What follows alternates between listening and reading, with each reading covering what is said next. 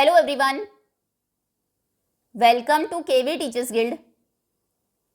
सो बच्चों, ये है 6th part 8th class maths के चैप्टर नंबर 5 नंबर प्ले का।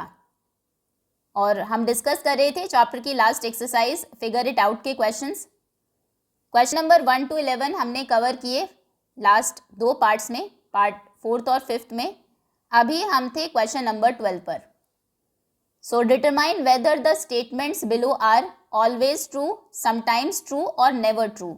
आपको 4 स्टेटमेंट्स दी है, इनमें से कौन से स्टेटमेंट्स हमेशा ट्रू है, कौन सी समटाइम्स ट्रू है और कभी भी ट्रू नहीं है, कौन सी फॉल्स स्टेटमेंट्स हैं, वो आपको बताना है और अपनी रीजनिंग भी आप एक्सप्लेन करेंगे।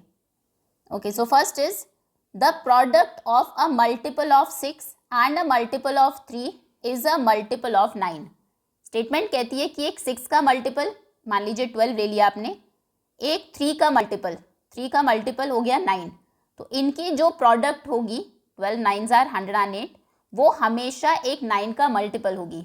अभी तो इस केस में तो है 9 से अगर आप डिवाइड करेंगे 108 को, 9 1s are 9, 9 2s are 18, 12 आ जाएगा और ये हमेशा ही ट्रू होगा। अब इसको लिखेंगे कैसे आप, आंसर नंबर 12 पार्ट ए। हम कहेंगे पार्ट 1, आपको एक 6 का मल्टीपल लेना है, एक 3 का मल्टीपल लेना है, तो हमने लिया let the multiple of 6 B, एक पर्टिकुलर नंबर ना लेकर मल्टीपल ऑफ 6 बी। मान लीजिए 6 का मल्टीपल है 6m, यही होता है ना। अगर आप 18 लेते तो 6 3s are 18 लेते, m3 हो जाता। m कोई भी नंबर हो सकता है, 2 3 4 5 है ना, उसी के अकॉर्डिंग मल्टीपल्स की डिफरेंट वैल्यूज हो जाएंगी। तो मान लीजिए 6 का मल्टीपल है 6m and the multiple of 3b और 3 का मल्टीपल है 3n। अब इनकी प्रोडक्ट कितनी होगी, प्रोडक्ट हो जाएगी 6m इंटू 3n, यानी कि 6 3s are 18, 18mn। क्या 18mn में से एक 9 आ सकता है बाहर, क्योंकि हमें शो करना है कि वो 9 का प्रोडक्ट है, 18 का नहीं।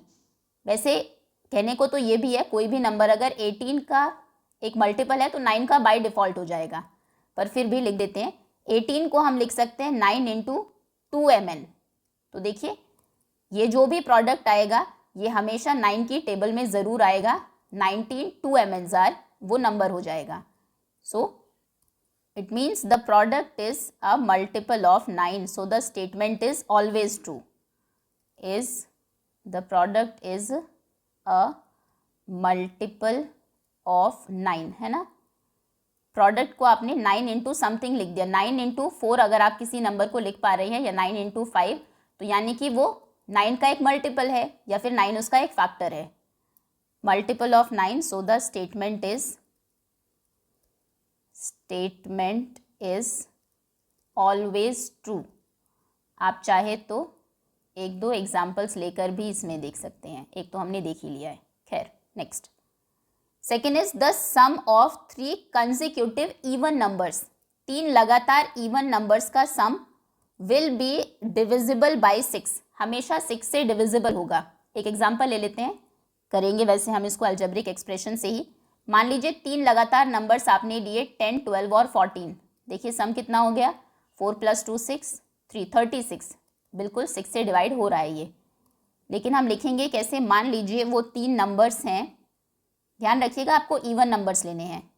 Late the 3 consecutive even numbers are, even numbers को हमेशा आप n या n+2 n+3 नहीं लेते, 2n लेते हैं। इवन का मतलब यही है कि वो 2 की टेबल में आएगा, 2 का मल्टीपल है।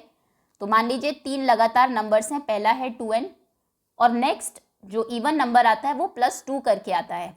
जैसे मान लीजिए 10 हमने लिया तो नेक्स्ट 12 होगा, क्योंकि 10 के जो अगला नंबर होगा वो ऑड होगा हमेशा।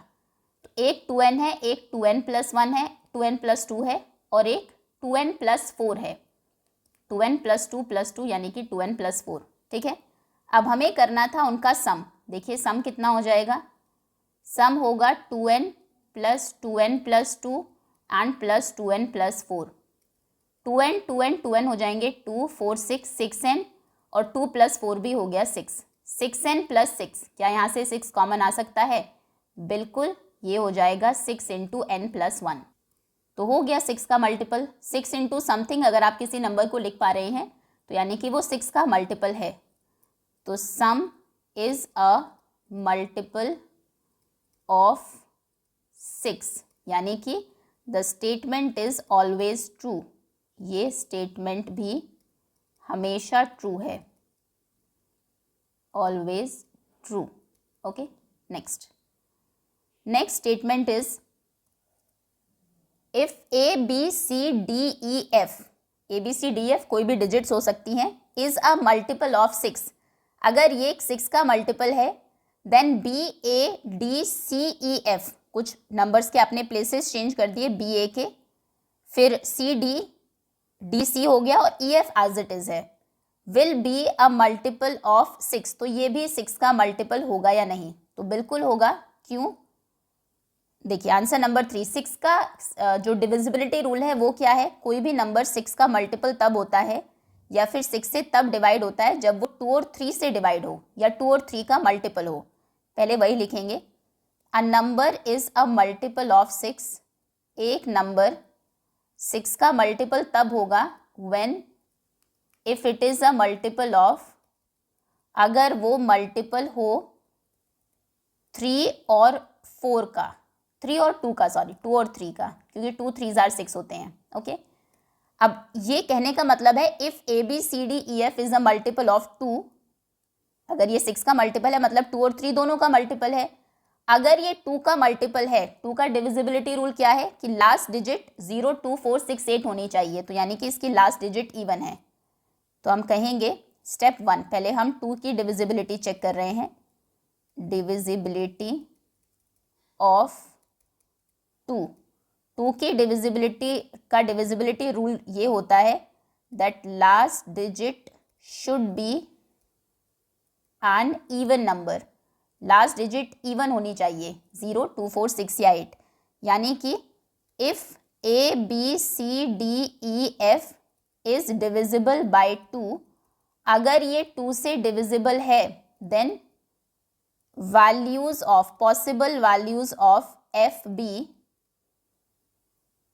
वैल्यूज ऑफ एफ, या फिर सिर्फ लिख दीजिए then F is an even number.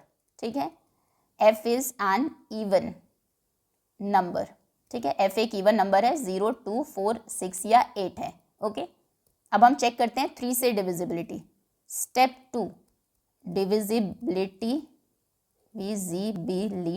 Of 3 की डिविजिबिलिटी है that sum of digits should be divisible by 3, digits का सम डिविजिबल होना चाहिए 3 से।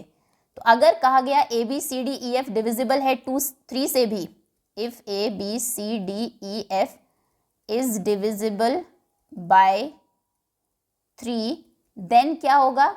Then A plus B plus C plus D plus E plus F, इन सभी का सम 3 का मल्टीपल है, 3m है। लेट हमने मान लिया कि 3 का मल्टीपल है, तो यानी कि 3 इंटू समथिंग की फॉर्म में आप लिख सकते हैं। नाउ अब हम आते हैं B A D C E F पर। Now if the number is, अगर नंबर है B A D C E F, it is divisible by 2, ये 2 से डिविजिबल है क्योंकि f इवन था, बिकॉज f वॉज इवन, यहाँ पर हमने कहा था f एक इवन नंबर है, तो इसलिए ये 2 से डिविजिबल होगा। हम कहेंगे since f is an even number, क्योंकि f एक इवन नंबर है, सो इट इज डिविजिबल बाय 2, तो ये डिविजिबल है 2 से। अब देखिए 3 से जब आप चेक करेंगे तो b plus A plus D plus C plus E plus F कितना हो जाएगा? Now b plus A plus D plus C plus E plus F कितना होगा? ये भी 3m के ही इक्वल है। हमें पता है ना, आप 3 प्लस 4 प्लस 5 प्लस 6 करिए या फिर 6 प्लस 3 प्लस 5 प्लस 4 करिए, कैसे भी डिजिट्स को चेंज कर दीजिए, सम हमेशा सेम रहता है। So b plus A plus D plus C F भी 3m ही रहेगा, so it is divisible by 3। तो ये 3 से भी डिविजिबल है। हमने यहाँ पर कहा था ना A B C D E F इन सभी का सम 3m है, तो A B C D E F का सम ही तो है ये भी 3m है, मतलब ये 3 से भी डिविजिबल है। सो अगर ये नंबर 2 और 3 दोनों से डिविजिबल है यानी कि ये 6 से डिविजिबल होगा। Therefore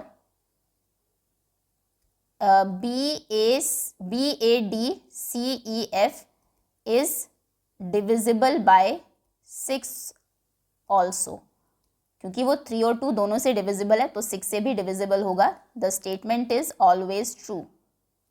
statement is always true. Okay, आपको गिवन था A B C D E F divisible है 6 से, तो क्या डिजिट्स चेंज करने के बाद भी वो 6 से डिविजिबल रहेगा? बिल्कुल। अगर लास्ट डिजिट आप चेंज कर देते तो ना रहता, लेकिन इसमें लास्ट डिजिट को सेम रखा। तो अगर A B C D E F 6 से डिविजिबल था मतलब ये 2 और 3 से डिविजिबल है, यानी कि लास्ट डिजिट इवन भी है और इसका सम 3 से डिविजिबल है, इसका सॉरी यहाँ पर। अब जब ये नंबर आया तो इसमें हमें पता है लास्ट डिजिट इसकी भी एफ है, मतलब ये भी इवन है, ये भी डिविजिबल बाय 2 हो जाएगा और डिजिट्स भी वही सेम है, A B C D E F, A B C D E F सिर्फ आगे पीछे है।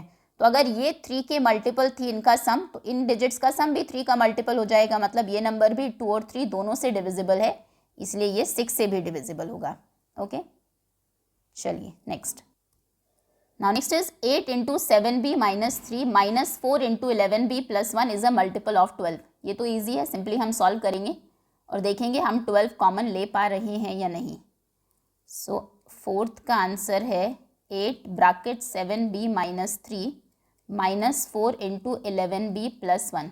चलिए सॉल्व करते हैं इसको, सिंप्लीफाई करेंगे। 8 7s are 56, 56b minus 8 3s are 24। फिर -4 से मल्टीप्लाई करना है, माइनस का ध्यान रखिएगा। -4 इंटू 11 हो जाएगा -44 और b भी है, फिर -4 इंटू 1 होगा -4। ठीक, अब लाइक टर्म्स को ऐड सब्ट्रैक्ट करेंगे। 56 में से 44 माइनस होगा तो बचेगा 12b। देन 24 माइनस के और माइनस के ही 4 है, ये हो जाएगा -28। क्या 12 कॉमन ले पा रहे हैं आप? 12 2s are 24 नहीं, 28 से 12 कॉमन नहीं आया, तो हम कहेंगे we can not take 12 common, क्योंकि हम इसमें से 12 कॉमन नहीं ले सकते हैं, तो यानी कि it is not a multiple of, so it is not a multiple of 12। ये 12 का मल्टीपल नहीं होगा। The statement is never true, तो ये स्टेटमेंट फॉल्स है, never true. Okay, next. Now choose any 3 numbers, कोई भी 3 डिफरेंट नंबर्स आप चूज करेंगे। When is their sum divisible by 3? Question है कि उनका सम 3 से कब डिविजिबल होगा। Explore all possible cases and generalise. सारे पॉसिबल केसेस एक्सप्लोर करिए और जनरलाइज करिए। तो देखिए, जब भी किसी नंबर को हम 3 से डिवाइड करते हैं तो रिमाइंडर क्या बचता है? या तो 0 बचेगा, नंबर पूरा डिवाइड हो जाएगा, या फिर 1 या फिर 2। यही 3 केसेस हो सकते हैं। रिमाइंडर कभी 3 या उससे बड़ा नंबर तो नहीं होगा। तो कहने का मतलब है, चलो पहले कंडीशन ही लिख देते हैं। This is answer number 13। यानी कि जो 3 नंबर्स आप ले रहे हैं उनमें या तो हो सकता है 1 या फिर 2 या फिर तीनों ही 3 से पूरे पूरे डिवाइड हो जाए, रिमाइंडर 1 बचे, या 2 या 3, है ना, यही 3 केसेस होंगे। हम कहेंगे every number leaves remainder, every number leaves remainder 0, 1 और 2, 1 और 2 when divided by 3। जब हम उन्हें डिवाइड करते हैं 3 से तो यही 3 पॉसिबल रिमाइंडर्स बच सकते हैं। जो 3 नंबर्स हम लेने वाले हैं उनकी बात कर रहे हैं। तो पॉसिबल केसेस क्या है? इसमें बहुत सारे केसेस बन सकते हैं। वैसे सबसे पहले केस 1 तो ये है जो 3 नंबर्स आपने लिए तीनों ही 3 से डिवाइड हो जाए, रिमाइंडर 0 हो। केस 1 है ऑल 3 नंबर्स लीव रिमाइंडर 0, तब उनका सम डिवाइड हो जाएगा 3 से 0। हर किसी का एक एग्जाम्पल भी दे देते हैं। मान लीजिए एग्जाम्पल में तीनों नंबर्स 3 के मल्टीपल्स ही ले लिया आपने। पहला नंबर है 3, दूसरा ले लीजिए 6 और तीसरा 9। कितना हो गया? 6 + 3 9, 9 और 9 18। 18 इज डिविजिबल बाय 3, हो गया 3 से डिविजिबल। उन्होंने यही तो कहा था ना, सम 3 से डिविजिबल हो, तो या तो तीनों नंबर आप ऐसे ले जो 3 से डिवाइड होते हो, या फिर तीनों नंबर्स ऐसे लीजिए जिनमें 1 रिमाइंडर बचता हो, क्योंकि जब 1 1 रिमाइंडर बचेगा उनका 1 1 मिलके टोटल 3 हो जाएगा, और वो 3 फिर 3 से डिवाइड होके कैंसिल हो जाएगा। या फिर केस 2 हमारा होगा ऑल 3 नंबर्स लीव रिमाइंडर 1, तीनों ही जो नंबर है वो 1 रिमाइंडर बचता हो उनमें। एग्जाम्पल 4 5 और नॉट 5 6 होता है ना, 7 और 10। मान लीजिए 3 नंबर्स आपने लिए, 4 को आप 3 से डिवाइड करेंगे तो भी 1 रिमाइंडर बचेगा, 7 को करेंगे 3 2 जार 6 तो भी 1 बचेगा, 3 3 जार 9 यहाँ पर भी 1 बचेगा, तीनों में 1 रिमाइंडर बचता है। लेकिन अब इनका सम देखिए, सम कितना हो जाएगा, 10 + 7 17, 17 + 4 21, 21 इज डिविजिबल बाय 3, 3 से डिवाइड हो जाता है, क्योंकि तीनों में 1 1 1 रिमाइंडर बचा, तो इनके सम में रिमाइंडर बचेगा 3, और 3 रिमाइंडर का मतलब है कि 1 ज़ा टेबल एक्स्ट्रा चल जाएगी। ठीक है। केस 3 ये है कि तीनों जो हमारे नंबर्स हैं डिवाइड करने पर 2 रिमाइंडर बचता हो उनको, हम कहेंगे case 3 all 3 numbers leaves remainder 3, remainder 2, remainder 3 तो कभी हो ही नहीं सकता। तीनों को जब हम 3 से डिवाइड करें तो 2 रिमाइंडर बचे, तो एक नंबर लेते हैं, 3 1 जार 3 होते हैं, 2 से ज़्यादा 5, एक हमने ले लिया 3 2 जार 6 और 2 8, और एक हमने ले लिया 9 10 11। देखो तीनों को जब आप 3 से डिवाइड करेंगे, क्योंकि हमने मल्टीपल से 2 ज़्यादा लिए हैं तो ऑब्वियसली 2 ही रिमाइंडर बचेगा, है ना। 3 2 जार 6 2 रिमाइंडर, 3 3 जार 9 2 रिमाइंडर। लेकिन इनका सम क्या होगा, क्योंकि यहाँ पर भी रिमाइंडर 2 बच रहा है, यहाँ पर भी 2, यहाँ पर भी 2, सम होके रिमाइंडर हो जाएगा 6, और 6 3 से डिवाइड हो जाता है, तो कितना होगा 11 + 8 19, 19 और 5 24, सम हो गया 24। तो देखो 24 तो डिवाइड होता है 3 से, डिविजिबल बाय 3। ओके।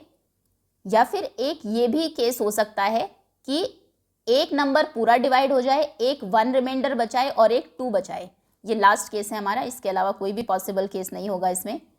केस 3 ये होगा दैट 1 नंबर लीव्स रिमाइंडर 1, एक नंबर तो पूरा डिवाइड हो जाए, लीव्स रिमाइंडर 0, एक 1 बचेगा और एक 2, रिमाइंडर 0, 1 लीव्स, केस 4 है ये, leaves remainder 1 and 1 leaves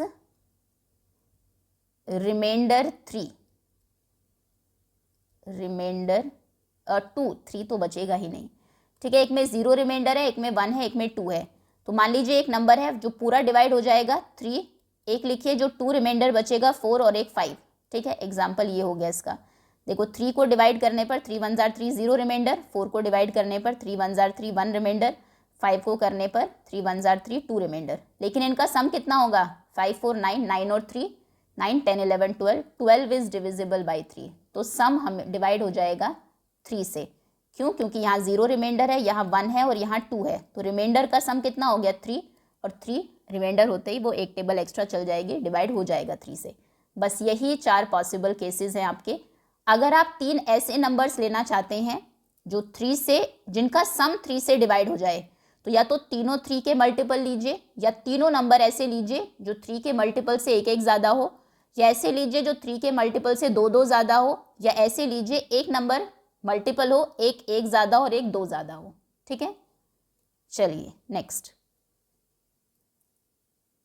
now is the product of 2 consecutive integers always multiple of 2, 2 लगातार इंटीजर्स अगर आप लें 4 5 3 4 10 11, क्या उनकी प्रोडक्ट हमेशा 2 का मल्टीपल होगी? बिल्कुल, क्योंकि उनमें से एक नंबर हमेशा इवन होगा ही होगा। 2 लगातार नंबर्स अगर आप लेते हैं, एक नंबर हमेशा इवन होता है और एक हमेशा ऑड ही होता है। तो अगर इवन है तो प्रोडक्ट अपने आप इवन हो गई, इवन हो गई तो वो 2 से डिवाइड हो गया। ठीक है, वाई हम एक्सप्लेन कर देंगे। What about the product of these consecutive integers is, ये 3 होना चाहिए। What about the product of 3 consecutive integers, क्या 3 कंसेक्यूटिव इंटीजर्स के बारे में आप क्या कहेंगे? मान लीजिए आपने लिया 3 4 5, या आपने ले लिया 4 5 6, या फिर आपने ले लिया 11, 12, 13, तो देखिए 3 लगातार इंटीजर्स में से एक तो मिनिमम इवन होगा ही होगा। जैसे यहाँ पर 4 है, यहाँ पर तो इवन 2 है, यहाँ पर 12 हो गया, यानी कि जो भी इनकी प्रोडक्ट आए हमें उससे मतलब नहीं, वो 2 से तो डिवाइड हो ही जाएगी। और आप देखेंगे जब आप 3 लगातार नंबर्स लिखते हैं उनमें से एक हमेशा 3 से भी डिवाइड हो जाएगा, 3 का मल्टीपल भी होगा। जैसे यहाँ 3 है, यहाँ पर 6 है, यहाँ बीच वाला नंबर 12 है। तो यानी कि अगर प्रोडक्ट 2 और 3 से डिवाइड हो रही है तो वो कौन से नंबर से डिवाइड होगी? 6 से। 6 का यही डिविजिबिलिटी रूल है कि 2 और 3 से डिवाइड होनी चाहिए। तो ठीक है, 3 लगातार नंबर्स की प्रोडक्ट हमेशा 6 से डिवाइड होती है, ये आप याद रखेंगे। Is it always a multiple of 6? बिल्कुल। वाई और वाई नॉट हमने एक्सप्लेन कर दिया है और अभी हम कर देंगे। What can you say about the product of 4 consecutive integers? अब अगर 4 कंसेक्यूटिव इंटीजर्स ले लिए, मान लीजिए 2, 3, 4, 5 या आपने ले लिया 7, 8, 9, 10, तो देखो 4 लगातार में से एक हमेशा 4 का मल्टीपल होगा, एक हमेशा 3 का मल्टीपल भी मिल जाएगा और एक 2 के मल्टीपल्स भी मिल जाएंगे, है ना। जैसे इसमें अगर आप बात करें, ये 4 का मल्टीपल है, ये 3 और 2 तो है इसमें, खैर इसमें ये 4 का मल्टीपल है, ये 3 का है और ये 2 का है। ओके, 2 का वैसे 8 भी है, या फिर उससे बड़े भी नंबर्स आप ले, हमने लिए 20, 21, 22, 23, या फिर 23 से स्टार्ट कर लेते हैं, 23, 24, 25, 26। तो इसमें 24 ये 4 का मल्टीपल भी है, 3 का भी है और 26 और 24 दोनों 2 के भी है। तो अगर 4, 3, 2 तीनों के मल्टीपल्स हैं, यानी कि जो प्रोडक्ट होगी वो 4 3s are 12, 12 2s are 24, हमेशा 24 से डिवाइड ज़रूर होगी। Next is what about product of 5 consecutive integers? 5 लगातार इंटीजर्स के बारे में आप क्या कहेंगे? मान लीजिए 10, 11, 12, 13, 14। 5 में हमेशा एक 5 का मल्टीपल ज़रूर होगा, एक 4 का ज़रूर होगा, एक 3 का ज़रूर होगा, बाई चांस 12 भी है यहाँ पर 4 और 3 में, और एक 2 का ज़रूर होगा। तो अगर 5, 4, 3, 2 के मल्टीपल्स आपके पास हैं तो उनकी product 5 4s are 20, 3s are 60, 2s are 120, हमेशा वो उनकी जो भी प्रोडक्ट आएगी वो 120 से ज़रूर डिवाइड होगी। क्लियर है? तो आंसर आप लिखेंगे, सबसे पहले 2 कंसेक्यूटिव इंटीजर्स की बात करते हैं। Answer number 14, among 2 consecutive integers, 2 लगातार इंटीजर्स में से 2 consecutive integers, 1 is always even. उनमें से एक हमेशा इवन ज़रूर होता है, 1 नंबर इज ऑलवेज इवन। तो इसीलिए प्रोडक्ट क्या होगी? हमेशा 2 से डिवाइड ज़रूर हो जाएगी। So the product is always a multiple of 2। यही पूछा गया था ना, 2 का किस नंबर का मल्टीपल है? Multiple of 2। एग्जाम्पल भी दे देते हैं साथ ही साथ सभी के। एग्जाम्पल मान लीजिए आपने नंबर्स लिए 11 और 12, ज़्यादा बड़े ले लिए, यहाँ पर लेते हैं 9 और 10। 9 10s are 90, डिविजिबल बाई 2 है। ओके, अब हम बात करते हैं 3 कंसेक्यूटिव नंबर्स की। अच्छा, ये 2 का हो गया। Now product of 3 consecutive numbers, तो 3 लगातार नंबर्स में से एक हमेशा इवन होगा, 2 का मल्टीपल होगा और एक 3 का। नाउ अमंग 3 कंसेक्यूटिव नंबर्स, 3 लगातार नंबर्स में से 1 is always a multiple of 2, a multiple of 2 and 1 is always a multiple of 3 and 1 is even. एक इवन है मतलब एक 2 का मल्टीपल है और एक 3 का मल्टीपल ज़रूर होगा। So there the product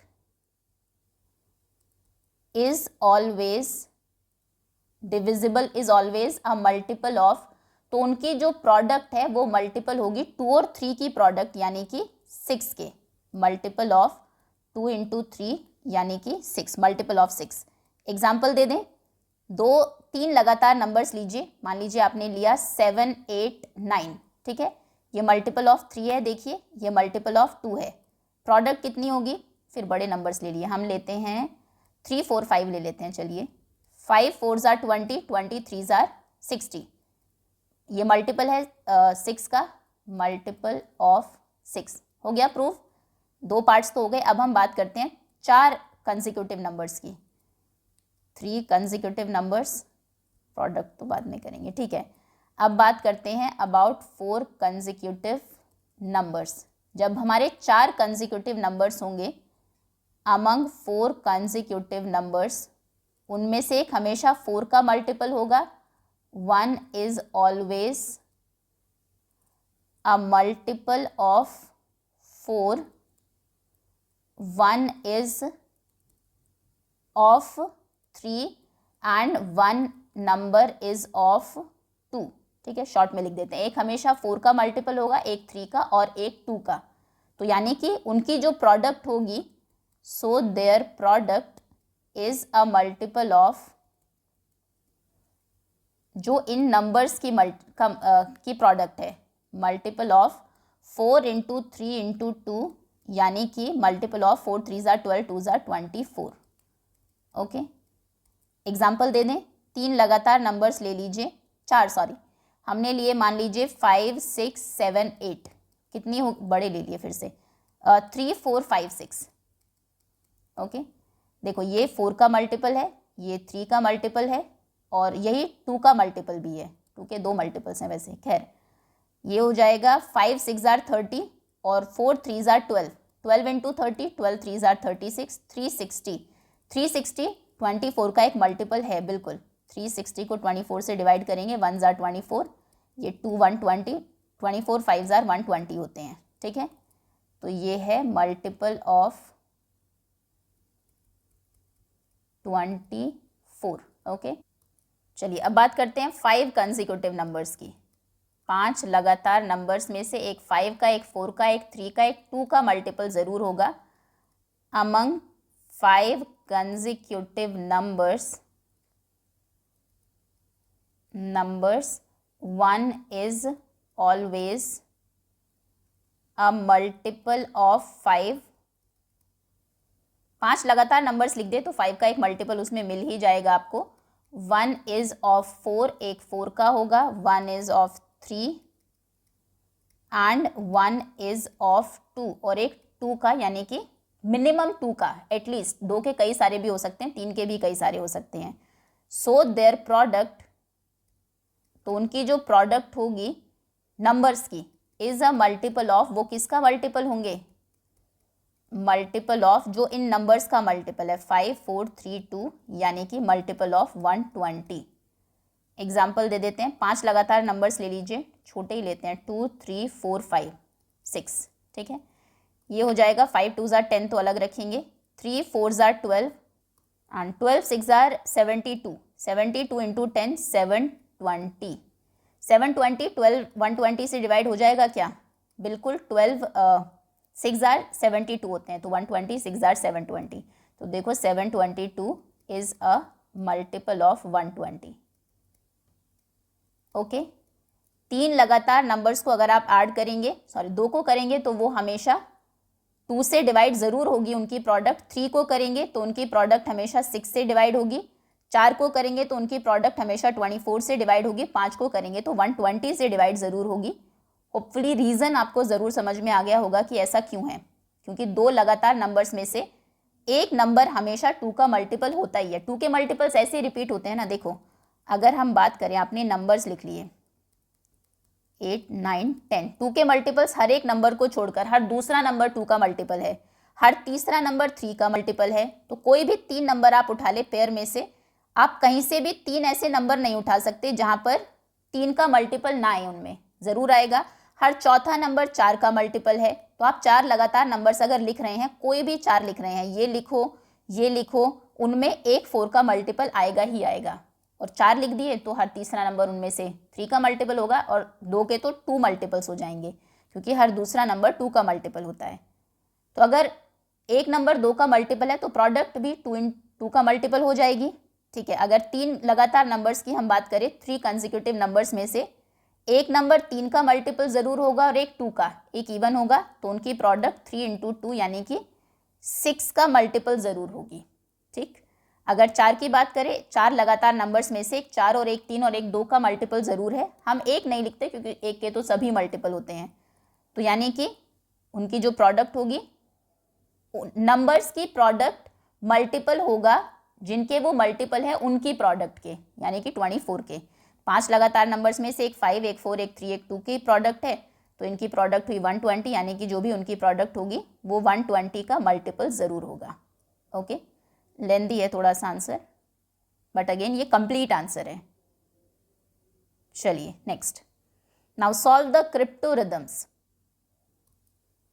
first is EF into E equal to GGG।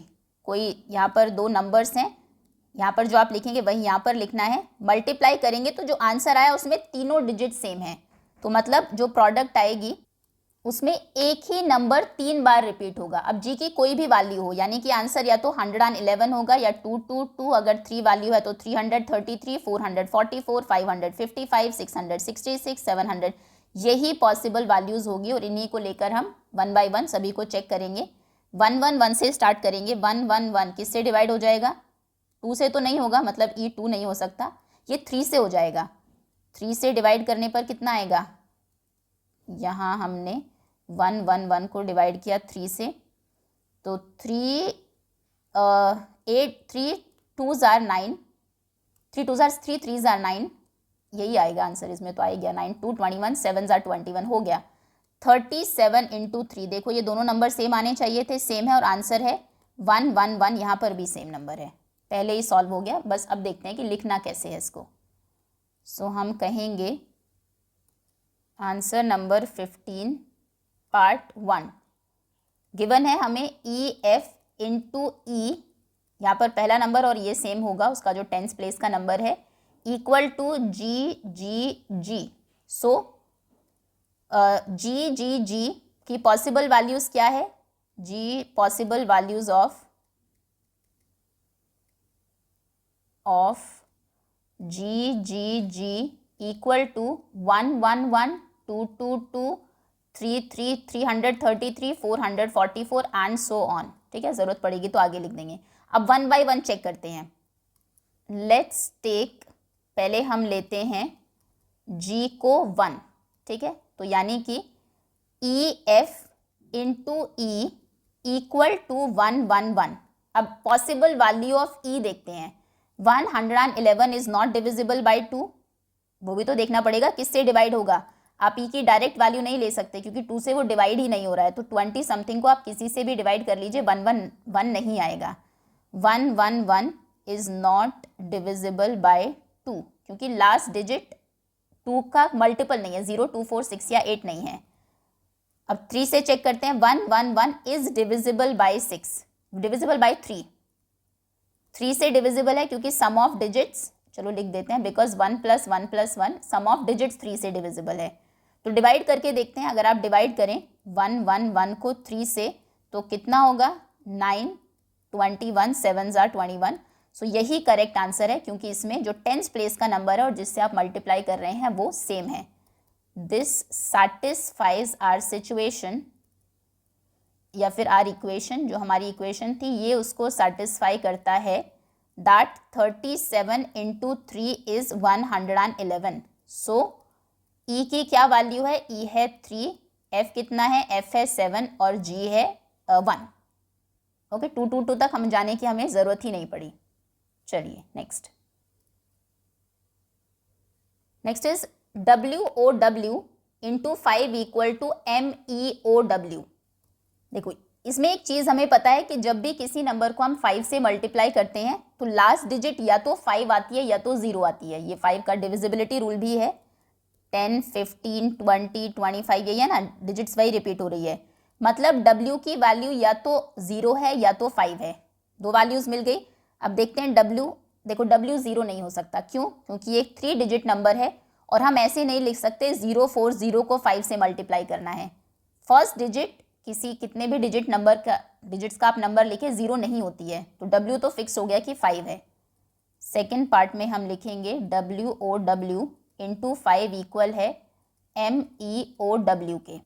तो एनी नंबर मल्टीप्लाइड बाय 5, किसी भी नंबर को जब हम मल्टीप्लाई करते हैं 5 से, विल एंड विद, वो किससे एंड होगा हमेशा?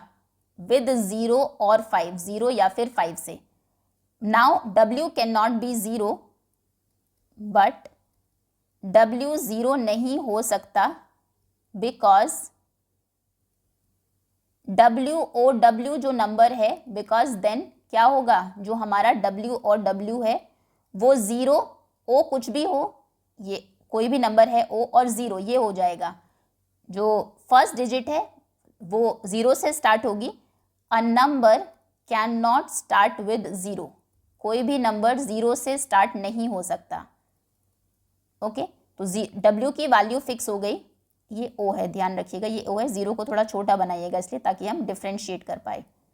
0 O 0 इस तरह से। Okay, so W is equal to 5, W की वैल्यू तो हो गई 5। अब पुट करते हैं इसमें। अब इक्वेशन क्या बन गई? 5O5। अगेन इसको 0 से मत कंफ्यूज करिएगा, ये O है। 5O5 इंटू 5 इक्वल है MEO और लास्ट में 5 के। अब थोड़ा सा इसको रीजनिंग से सॉल्व करते हैं। 5O5 ये ब्लैंक लिख लेते हैं क्योंकि O में हम 0 में कंफ्यूज होंगे बिल्कुल। इसे अगर आप 5 से मल्टीप्लाई करेंगे तो देखिए 5 5 ज़ा 25, 5 यहाँ आएगा, 2 यहाँ कैरी हुआ। अब कोई ऐसा नंबर ढूंढना है आपको, क्योंकि यहाँ पर भी ये O ही है ना, हाँ, जिससे आप 5 को मल्टीप्लाई कर रहे हैं और 2 ऐड कर रहे हैं और फिर से वही नंबर नीचे आया है। फॉर एग्जाम्पल अगर हम कहें, आप कहते हैं कि O की वैल्यू हम 5 लेते हैं या 4 ले लेते हैं मान लीजिए, तो देखिए 5 4 ज़ा 20, 20 और 2 22, तो यहाँ पर तो 2 आ जाएगा, जबकि यहाँ और यहाँ सेम नंबर आना चाहिए था। ये हमें समझ में आया कि कुछ इस तरह से ये नंबर्स हैं that when 5 is multiplied by a number and added to the answer, मतलब उसकी यूनिट डिजिट वही नंबर होना चाहिए, क्योंकि यहाँ पर पूरा नंबर नहीं आएगा, ऑब्वियसली यूनिट डिजिट होकर हो सकता है हमने कुछ कैरी भी किया हो यहाँ पर। अब वो कौन सा नंबर है जिससे आप यहाँ से मल्टीप्लाई करके 2 ऐड करें तो नीचे वही नंबर आए सेम, इस तरह से आप सोचेंगे। 1 बाय 1 चेक करते हैं। अगर O मान लीजिए O की वैल्यू है, O 0 हो सकता है क्या?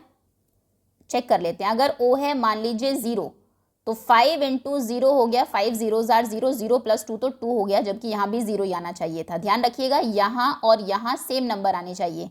1 चेक करते हैं, 5 1 जार 5, 5 प्लस 2 तो 7 होते हैं, नहीं आया सेम। 2 चेक करते हैं, 5 2 जार 10, 10 प्लस 2 12 आ गया, दोनों जगह सेम नंबर। तो एक तो O की वैल्यू हो गई 2, हो सकता है आगे भी कहीं ऐसा हो, तो आगे हम चेक करते रहेंगे। 5 3 जार 15, 15 16 17 नहीं आया। 5 4 जार 20 प्लस 2 22 नहीं। 5 5 जार 25 नहीं। 5 6 जार 30 और 2 32 ना। 5 7 जार 35, 35 और 2 37, एक 7 के केस में पॉसिबल है ऐसा। ओके, तो ये 2 केसेस है। 5 8 जार 40 और 2 नहीं। 9 जार 45 नहीं, बाकी में नहीं होगा। सो ये सिर्फ 2 ही केसेस में ऐसा हो सकता है। यहाँ पर लिख दीजिए 5O5 and into 5 gives M और E की वैल्यू हमें नहीं पता, ब्लैंक 5। ये यहाँ पर 2, तब यहाँ 2 आएगा। पॉसिबल वैल्यूज ऑफ O अभी हम फाइंड कर रहे हैं। Now possible values of O की पॉसिबल वैल्यूज या तो 2 है, क्योंकि उसको करने पर ही यहाँ 5 5 ज़ा 25, 2 कैरी, 5 2 ज़ा 10 प्लस 2 12 के बाद यहाँ 1 कैरी होता है, और आगे तो हमारा MO है ही, वो तो हम वैल्यू फाइंड कर ही लेंगे। दूसरी पॉसिबल वैल्यू है O की 7। 5 7 5 को 5 से मल्टीप्लाई करने पर भी नीचे 7 ही आता है। 5 5 ज़ा 25, 2 7 ज़ार 35 और 2 37, 3 कैरी हो जाता है, और आगे MO तो इसके बाद फाइंड हम कर ही लेंगे। ये समझ में आया? हमने यहाँ पर O की वैल्यू ऐसे देखी है कि ये और ये नंबर सेम आ जाए, जो सिर्फ 2 और 7 में आया। क्योंकि अगर आप 3 ले लेते मान लीजिए तो क्या होता, 5 3 5 इंटू 5, 5 5 ज़ार 25, 2 5 3 ज़ार 15 प्लस 2 17, जबकि हमारा नंबर कहता है कि यहाँ जो मिडिल नंबर है आंसर में भी सेकेंड लास्ट नंबर सेम ही है। बाकी केसेस में ऐसा नहीं हो रहा है। तो यही 2 O की पॉसिबल वैल्यूज़ हैं। अब इनसे हम MO तो निकाल ही सकते हैं। इस केस में क्या होगा, 5 5 ज़ार 25, 25 + 1 26। तो फर्स्ट केस से MO 26 है, यानी कि M हो गया 2 और O हो गया ME हो गया 6। अच्छा, इसमें दो वैल्यूज आ गई, इसको हम नेग्लेक्ट करेंगे अभी। यहाँ से कितना होगा, 5 5 = 25, 25 + 3 25 26 27 28। तो इस केस में M2 है और E 8 है, यहाँ पर M2 है और E 8 है। अब फर्स्ट केस में क्या है, यहाँ पर आपकी O भी 2 है और M भी 2 है। तो जनरली एक जो वैल्यू है, एक डिजिट, मतलब वो एक डिजिट किन्हीं दो टर्म्स की वैल्यूज नहीं हो सकती है, क्योंकि अगर O भी 2 ही होना था और M भी 2 ही होना था, तो M और O दो डिजिट्स क्यों आपने अलग अलग नाम दिया, उनको एक ही अल्फ़ाबेट से रिप्रेजेंट करते। तो यहाँ पर इसको हम इसलिए नेग्लेक्ट करेंगे, neglected because in cryptarithm, because M values of M and O, क्योंकि M और O दोनों की वैल्यूज कितनी है, इज 2। एंड इन क्रिप्टोरिदम्स में डिफरेंट लेटर्स रिप्रेजेंट करते हैं डिफरेंट वैल्यूज को, क्योंकि M और O डिफरेंट लेटर्स हैं तो उनकी वैल्यूज डिफरेंट ही होनी चाहिए। Different letters represent different values, same values नहीं होगी, तो इसलिए हमने इसको तो रिजेक्ट कर दिया। और फाइनल आंसर क्या हो गया हमारा, सो फाइनल आंसर ये है दैट W कितना था 5, O कितना है 7 × 5 से मल्टीप्लाई किया, ये आया 5, O कितना था 7 और ME कितना आया 28। ओके, ये आंसर है। आप चाहे तो मल्टीप्लाई कर लीजिए, 5 5 = 25, 5 7 = 35 2 37, 5 5 = 25 26 27 28।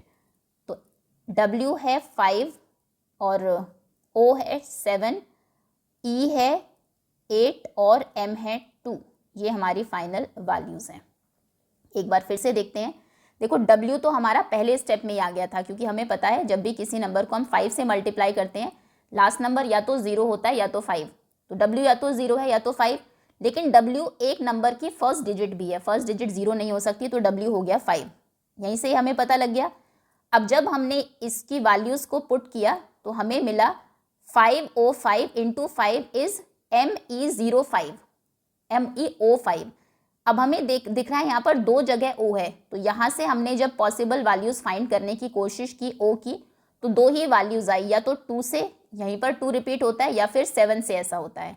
तो ये दो पॉसिबल वैल्यूज़ हो गई O और O की। अब O की जब वैल्यू 2 थी तो M आया 2 और 6, क्योंकि ये 5 5 = 25 और जो 1 कैरी हुआ था उसको ऐड करके आएगा, लेकिन M और O दोनों की वैल्यू 2 नहीं हो सकती, तो हमने उसको नेग्लेक्ट कर दिया। यहाँ से 5 7 = 35 में 3 कैरी हुआ था, 5 5 = 25 + 3 28 हो जाएगा, तो M2 और E 8 हो जाएगा।